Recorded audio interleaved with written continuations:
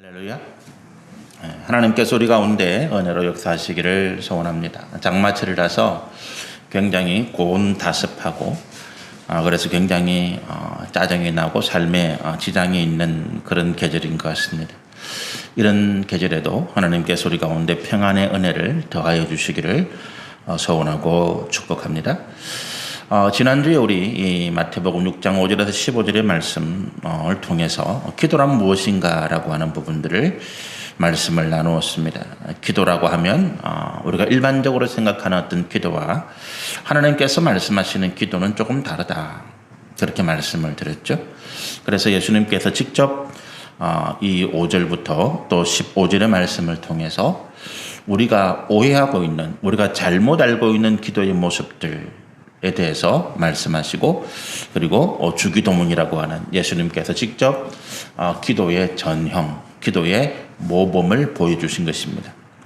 그래서 우리 지난주에 예수님께서 말씀하신 우리가 알고 있는 기도에 대해서, 잘못된 기도에 대해서 두 가지 본문에서 말씀을 드린 것을 말씀을 드렸습니다. 그걸 정리해 보면 우리가 5절부터 8절까지 내용이 사람에게 보이려고 하는 기도죠.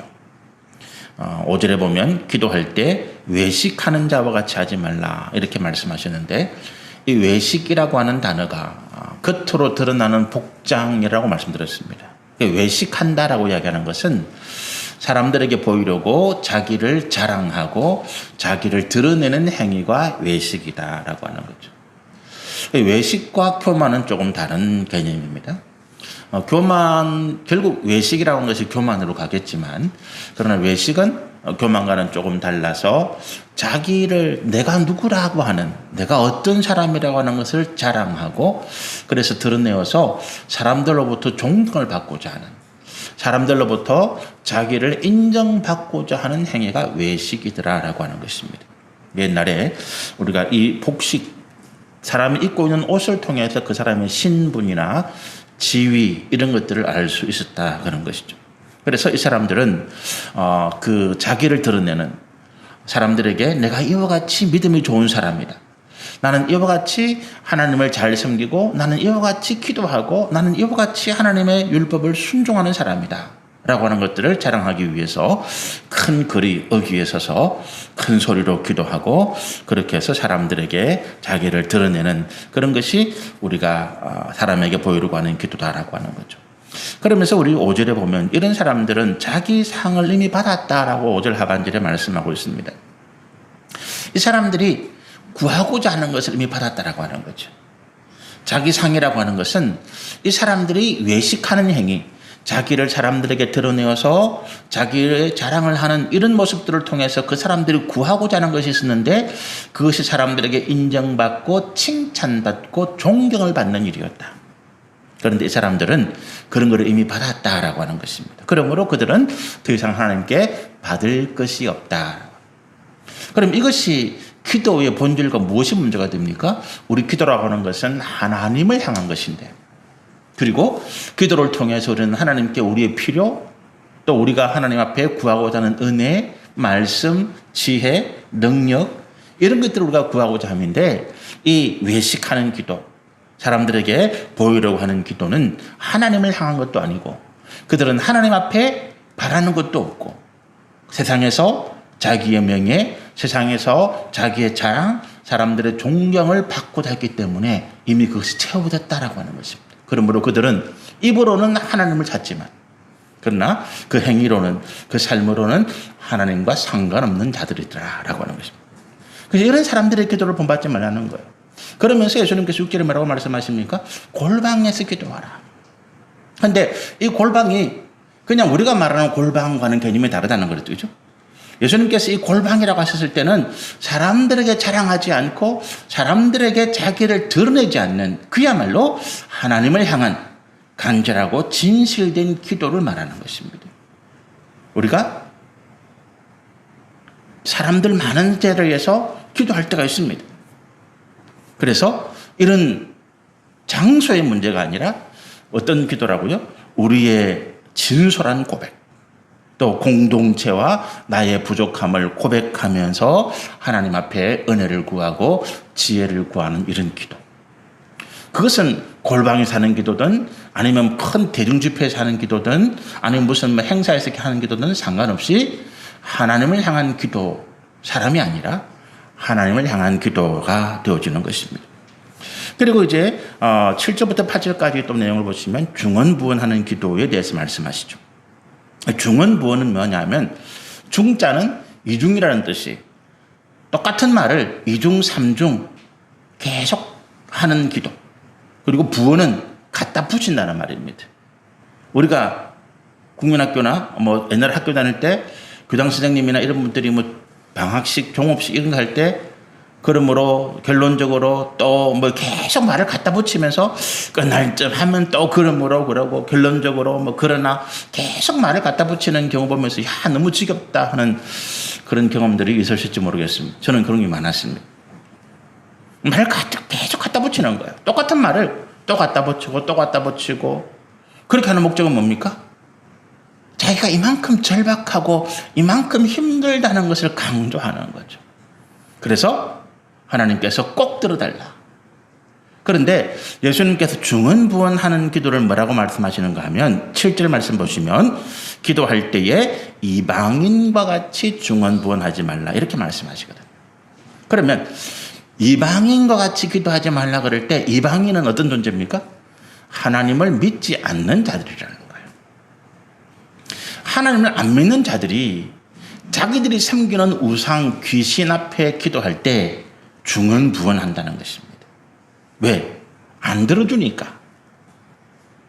아무리 기도하고 아무리 부르짖어도 그 우상과 귀신들이 기도에 응답의 능력이 없으니까. 그래서 이 사람들은 계속해서 똑같은 기도를 또 하고 또 하고 또 할 수밖에 없다는 거예요. 갖다 붙이고 갖다 붙이고 갖다 붙일 수밖에 없다는 거예요. 그런데 하나님은 그렇지 않다는 것입니다. 하나님 우리가 신음소리만 내뱉어도 우리의 모든 상황과 우리의 모든 형편을 아시고 응답하시는 분이라는 거예요.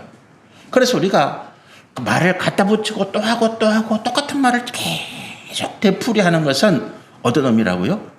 이방인처럼 하는 기도, 다시 말씀드려서 하나님을 믿지 못하여서 하는 기도다라고 하는 것입니다.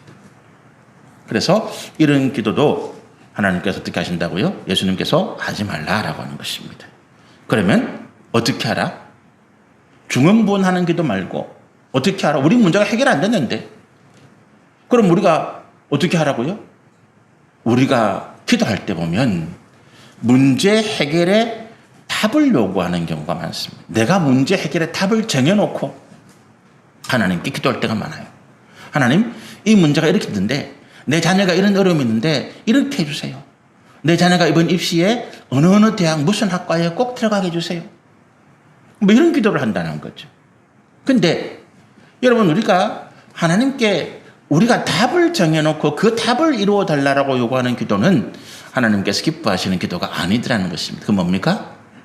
우리의 처한 상황, 우리가 처한 형편을 아뢰고 결과는 하나님께 맡기는 이것이 바른 기도이고 또 한 가지 중언부언하는 기도에 반대되는 게 뭐냐면 3번만 기도하는 게 좋겠다. 제 개인적으로 왜 3번이냐 하면 똑같은 문제를 가지고 3번이냐면 예수님께서 그 십자가를 지시기 전에 마지막 그 6월절 저녁 식사를 하고 난 다음에 게세마네 동산에 올라가셔서 그 기도하시잖아요.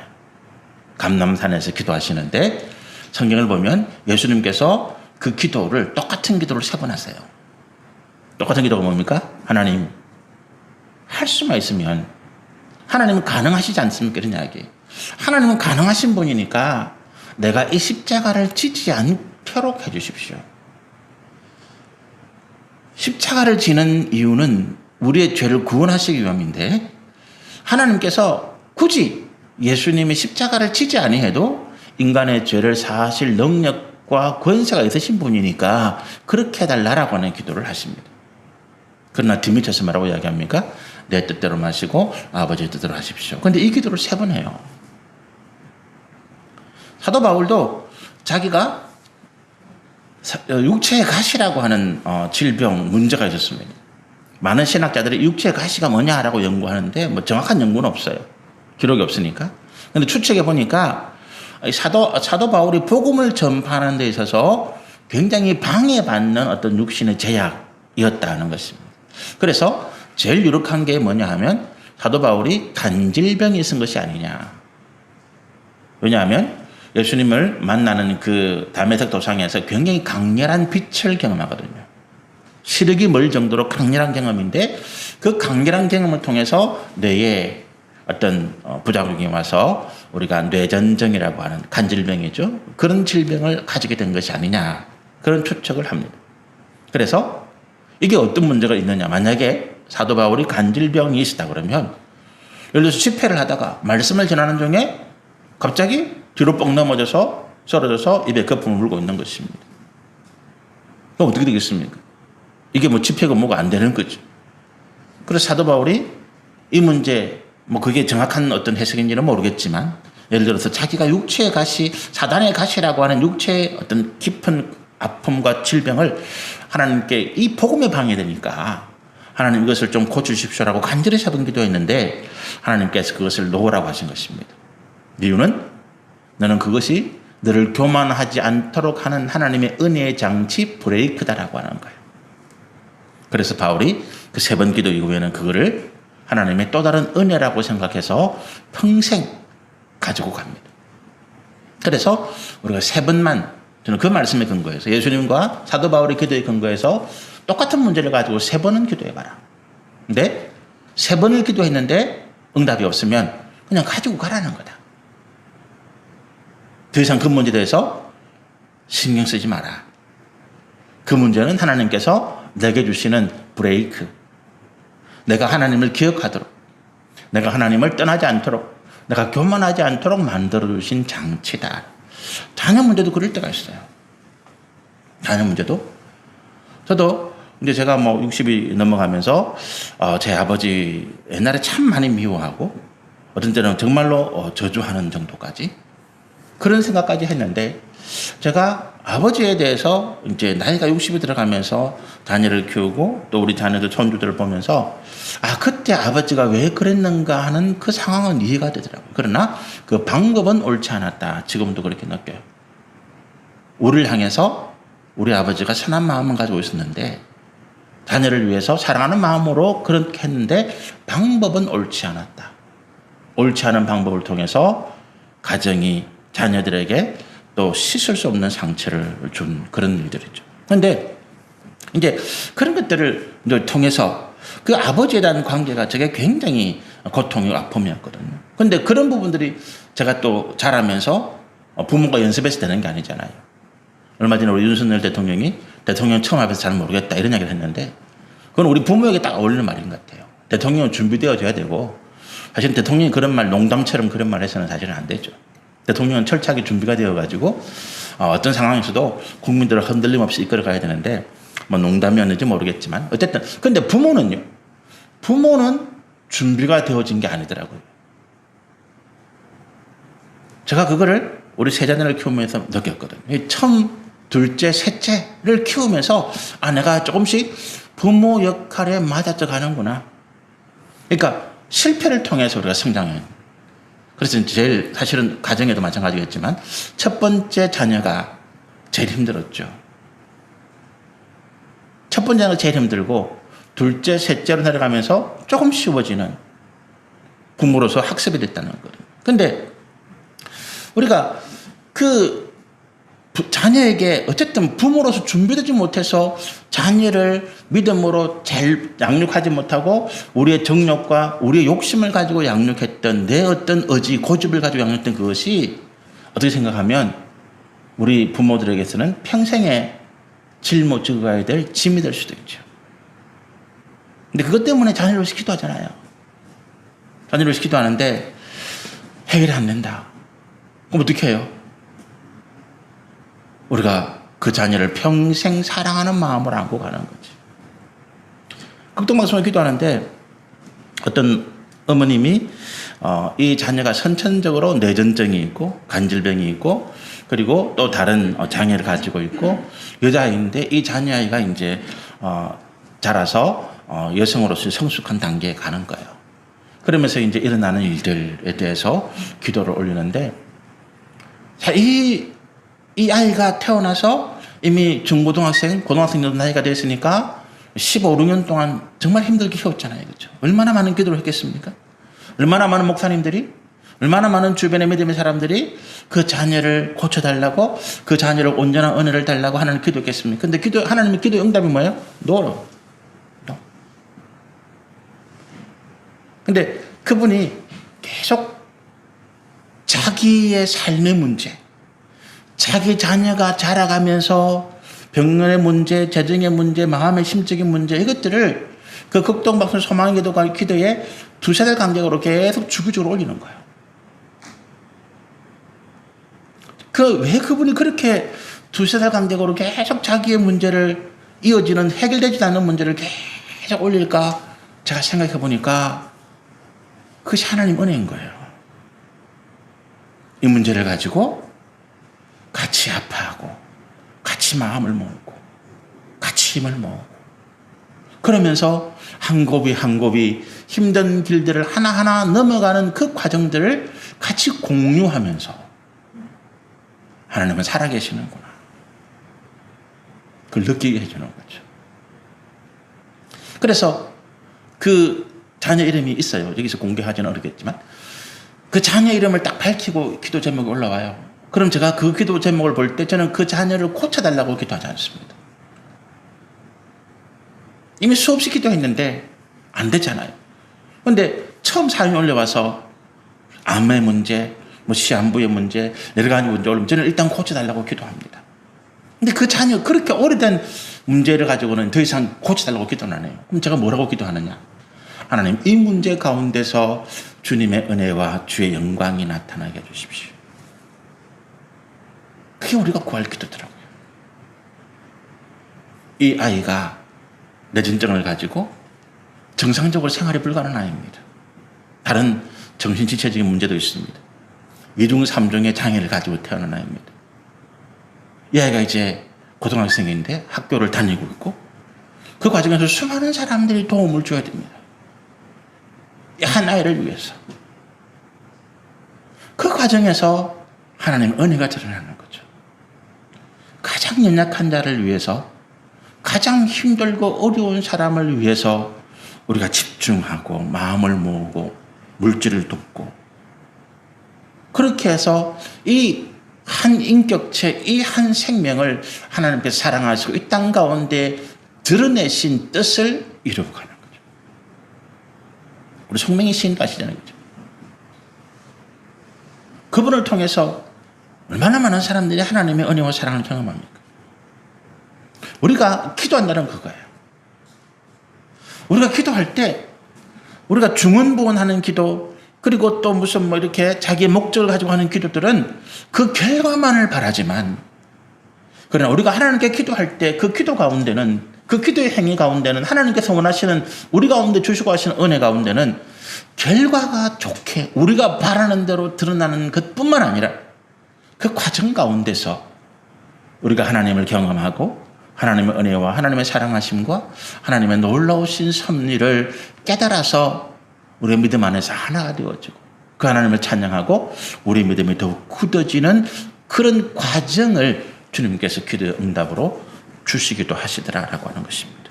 그래서 우리가 문제의 해답을 구하지 말고 내가 답을 내놓고 하나님 이렇게 해결해 주세요. 이렇게 도와주세요. 그것이 아니라 하나님 내 자녀의 문제가 이렇습니다. 내 삶의 고통과 아픔이 이렇습니다. 현재 내게 있는 이 재정적인 문제가 이렇게 나를 힘들게 합니다. 하나님의 은혜와 사랑하심이 나타나도록 도와주십시오. 결과는 주님께 맡깁니다. 왜? 나보다 주님이 더 잘 아시니까. 내게 어떤 결과가 생겨야, 내게 어떤 일이 생겨야 하나님께서 나에게 더 큰 은혜와 복이 되는지를 나보다 하나님이 더 잘 아시기 때문에 우리가 그렇게 기도해야 된다는 것입니다. 그리고 이제 우리 본문에 나와 있지 않지만 일반적으로 우리가 기도할 때 잘못 기도하고 있는 내용들을 하나씩 한 4가지 정도 말씀을 나누고자 합니다. 첫째는 뭐냐 하면 우리가 행사나 의식에서 순서의 하나로 사용하는 기도가 있습니다. 큰 행사나 아니면 무슨 뭐 의식 같은 데서 그런 데서 하는 기도를 보면 이게 우리가 어떤 권위 있는 사람들, 세상에서 이름이 있는, 물론 그것까지는 좋은데, 그런데 그런 기도가 어떤 문제가 있냐면 권위주의의 산물이라는 거죠. 행사를 빛나기 위한 기도. 우리 행사에는 적어도 이런 사람들이 참석하고 있다라고 하는. 그래서 우리 결혼식도 좀 그렇죠, 그죠? 결혼식 같은 경우에도 보면 뭐 주례 선생님이나 아니면 이런 주변에 이런 거 보면 좀 뭔가 좀 결혼식을 빛내줄 수 있는 사람, 축가를 부른다든지 연예인을 초청한다든지 그런 것들이죠. 그러니까 우리가 행사의 의식 가운데 예배의 순서가 있는데 그 예배가 하나님을 향한 것이 아니라 그 행사를 주관하고 행사를 치루어내는 단체나 그것을 주도하는 사람들의 어떤 권위를 드러내기 위한 어떤 그런 모습으로 기도가 들어갈 때가 있습니다. 우리 뭐 오늘 오후에도 6.25 연합 예배가 전체적으로 들어지는데 우리는 참여 안 합니다만은 그런 이제 뭐 창원시 연합 예배 뭐 이런 뭐 경남도 연합 예배 이런 예배를 보면 거기에 어떤 기도를 맡아서 들어가는 분들, 거기에 기도를 맡아서 참여하는 분들의 모습 보면 굉장히 화려한 모습들이 많이 나오죠. 심지어는 그런 행사에 기독교인이 아닌 어떤 공기관의 시장이나 도지사나 국회의원 이런 사람들을 초청하기도 합니다. 근데 그런 것들이 문제죠. 하나님을 향한 기도가 아니라 정말로 어떤 오늘 6.25 연합 기도회다. 그러면 정말로 나라와 민족을 위해서 정말로 이 국가를 위해서 헌신하고 수고한 분들을 위해서 그런 진실한 마음을 담아서 기도하는 거예요. 그게 행사에 적합한 분들을 초청하는 게 맞지 않나 싶어요. 예를 들어서 국가유공자 이런 분들 아니면 정말로 이름 없이 빛도 없이 나라를 위해 수고하는 이런 분들을 초청해서 거기에서 그분들이 기도하고 간절한 마음으로 그것이 맞지 않겠나 하는 거죠. 그래서 우리가 그런 행사나 그런 어떤 의식 어떤 그런 어떤 단체적인 모임에서 기도가 어떻게 돼야 되겠느냐. 참되신 주의 뜻을 구하는. 우리 행사 자체가 행사를 위한 행사가 아니라 정말로 그와 같은 행사를 통해서 하나님께서 우리 가운데 주시고자 하시는 뜻을 구하고 그리고 우리가 그와 같이 헌신하고 실천할 수 있는 능력을 구하는 기도죠. 성경에 보면 가장 유명한 기도가 역대하 6장에 기록되어 있는 솔로몬이 성전 봉헌하면서 하는 기도가 있어요. 솔로몬이 예루살렘 성전을 지었잖아요. 아주 화려하게 짓습니다. 겉으로 금을 싸발라가지고 멀리서 볼 때는 막 황금빛이 번쩍번쩍 나는 아주 웅장하고 아주 화려하고 그 앞에 서는 것만으로도 압도가 탁 되어지는 그런 성전을 짓습니다. 그리고 그 성전을 모든 백성들 앞에서 하나님께 올려드리는 봉헌 예식을 합니다. 그리고 거기에 솔로몬이 기도합니다. 그런데 그 솔로몬의 기도, 성전 봉헌의 기도를 보면 그가 그 성전 봉헌을 위해서 성전 공사를 위해서 얼마나 많이 헌신하고 수고하고 여기에는 어떤 분이 헌신했습니다. 누가 어떻게 했습니다. 뭐 이렇게 이런 이야기는 전혀 없어요. 오직 이 성전, 이 하나님이 거하신다고 믿는 이 성전의 본질적인 기능만 이야기하고 있어요. 하나님 우리가 어디서든지 이 성전을 향하여서 하나님을 향해서 기도할 때 하나님께서 우리의 기도를 들어주십시오. 우리가 범죄했을 때에도 우리가 깨닫고 하나님을 향하여서 이 성전을 바라보면서 기도할 때 하나님께서 우리의 죄를 용서해 주시고 우리가 기근이나 가난이나 질병이나 전쟁이나 어떤 상황에서 고통하더라도 그것이 우리의 죄악 때문임을 깨닫고 하나님을 향해서 기도할 때 하나님께서 우리의 그 모든 상황들을 구원해 주십시오. 여러분 그 솔로몬의 성전 봉헌의 기도를 보면 우리가 이 행사나 의식이나 이런 과정에서 어떤 기도를 해야 될지 확실하게 나와 있는 것이죠. 두 번째로 우리가 실제 생활에서 일어나는 잘못된 기도들 가운데 보면 무당이나 우상을 섬기는 이 뭡니까? 주문이 있죠. 그런 것처럼 사용하는 기도가 있습니다. 그게 뭐냐면 특히 이제 로만 가톨릭에서 이런 행위가 심해요. 로만 가톨릭 천주교를 다니는 분들은 기도문을 정형화 딱 써놓은 기도를 가지고 그 사람들이 기도를 쭉 해나갑니다. 하루에 오늘은 무슨 날, 로만 가톨릭 다니는 사람들 보면 그 달력이나 이런 데 보면 무슨 일 해가지고 무슨 날 날마다 그게 있어요. 무슨 날 봉축 며칠 뭐 이런 식으로 해가지고 거기에 이제 해당하는 기도문이 쫙 있습니다. 그럼 그거를 매일매일 읽어야 돼요. 예배를 하면서 그 기도문을 매일매일 오늘은 기도문 몇 장입니다. 오늘은 뭐 마리아 성천일 뭐 며칠입니다. 이런 식으로 하면서 매일매일 그 기도문을 읽는 거예요. 근데 그거는 내 의지가 전혀 들어가지가 않아요. 왜? 그 로만 가톨릭에서 만들어준 그거 그대로 읽은 거거든. 근데 그거를 그대로 읽을 때 그들에게 복이 온다고 임하는 거예요. 여러분, 예를 들어서 제가 무슨 기도를 했는데 아주 멋있다.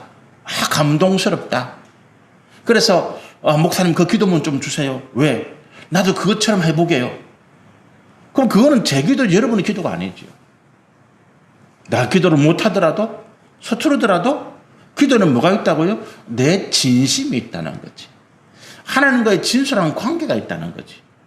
남의 옷을 입고 내가 남의 얼굴을 쓰고 가면을 쓰고 하나님과 진솔한 관계가 될 수 없는 거예요. 그래서 그런 기도문은 안 된다는 것입니다. 주문처럼. 특히 대표적인 게 우리 주기도문 있죠. 우리 주기도문을 어쩌면 우리는 무슨 주문처럼 쓰면 하늘에 계신 우리 아버지 뭐 이렇게 쭉. 특히 이제 어떤 기도회나 이런 데 가면 마지막에 우리가 흔히 하는 게 뭡니까? 주기도문으로 마치겠습니다. 이런 이야기 하거든요. 그럼 마쳐야 되니까 하늘에 계신 우리 아버지 이게 막 속도가 빠릅니다. 막 빨리 갑니다. 그런데 이거는 무슨 기도예요? 기도가 아니야, 그거는. 빨리 마치기 위한 요식 행위인 거지. 아무런 의미가 없는 기도입니다. 그런 기도를 해서는 안 된다는 거죠. 기도라고 하는 것은 잘하든 못하든 시간이 있든 없든 하나님 앞에 나의 가장 정직하고 솔직하고 나의 간절함과 눈물과 또는 불평이나 원망이라도 내 모든 것을 솔직하게 드러내는 것입니다. 그래서 하나님께서 상한 갈대를 꺾지 않는다. 꺼져가는 심지를 끄지 않는다는 표현을 씁니다. 하나님 앞에 상한 심령을 드린다고 표현합니다. 상한 심령, 상했다는 표현이 뭡니까? 이게 타졌다는 게 아닙니다. 다친 심령이 아니라 상했다라고 하는 것은 우리가 음식이 상했다. 이게 무슨 말이에요? 음식이 썩어서 못 먹게 됐다는 게 상한 음식이잖아요. 못 먹는 음식이 상한 음식입니다. 상한 심령이라고 하는 것은, 상한 갈대라고 하는 것은 하나님 앞에 아무 쓰잘데기가 없는, 아무 쓸모가 없는 쓰레기처럼 버려야 되는 그런 마음, 그런 심령을 말합니다. 그런데 그런 심령을 그대로 하나님이 가져나간다는 거예요. 이걸 포장하지 않는다는 것입니다.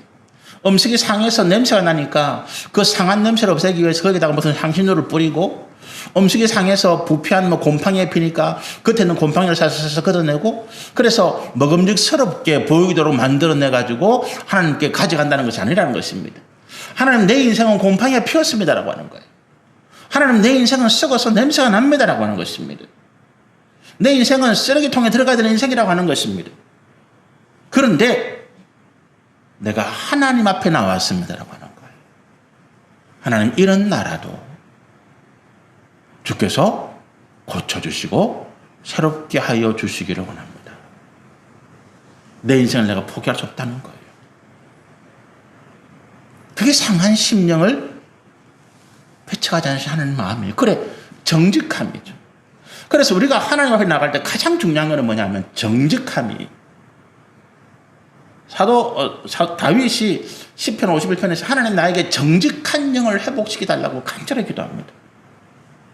하나님이 가장 싫어하는 게 뭡니까? 거짓이에요. 아담과 하와가 하나님 앞에 범죄했을 때 그들이 하나님 앞에 범죄한 것보다도 더 중요한 문제가 뭐냐면 거짓말이었거든요. 정직함을 나타내지 않은 것이었거든요. 그래서 하나님은 정직한 심령, 정직한 마음을 멸시하지 않는다는 거예요.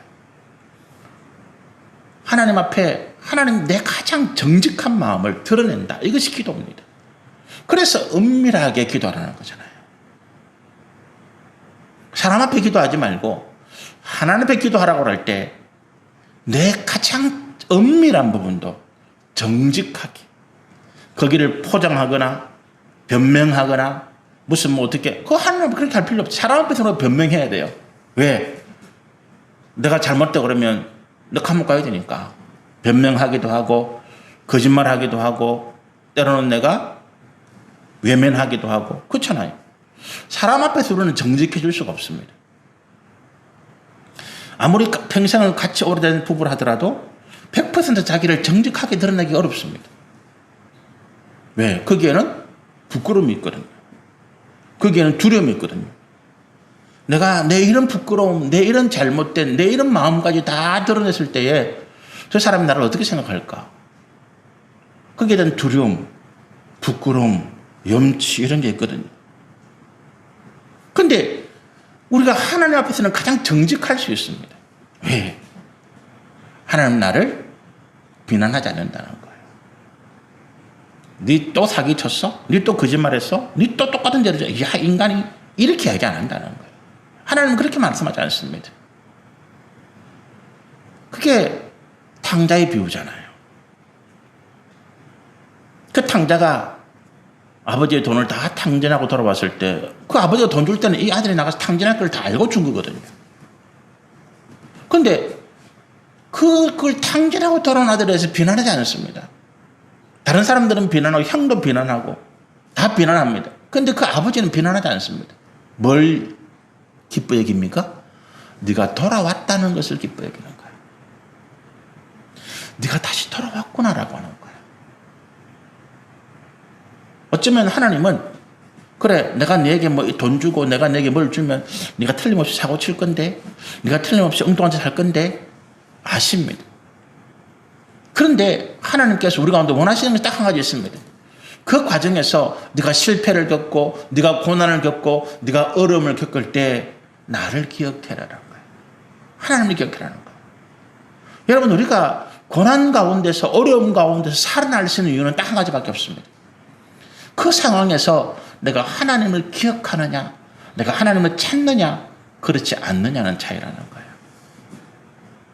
그래서 교만한 자가 망하는 것은 그것입니다. 교만한 자는 어떤 상황에서도 하나님을 찾지 않습니다. 자기 힘으로 해결하려고 노력하는 거예요. 그러나 겸손한 자는 하나님을 찾습니다. 그것이 우리가 기도라고 하는 것입니다.